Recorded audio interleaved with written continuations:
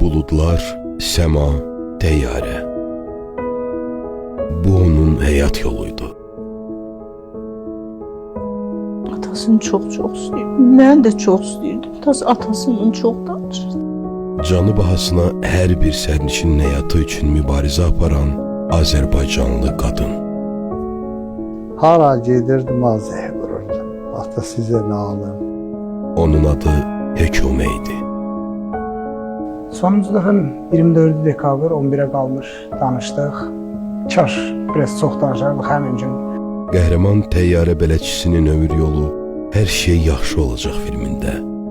Bütün şəhidlərimiz hər biri Allah yanındadılar və ruzilənirlər. Martın 8-i saat 19-da Mədəniyyət kanalında.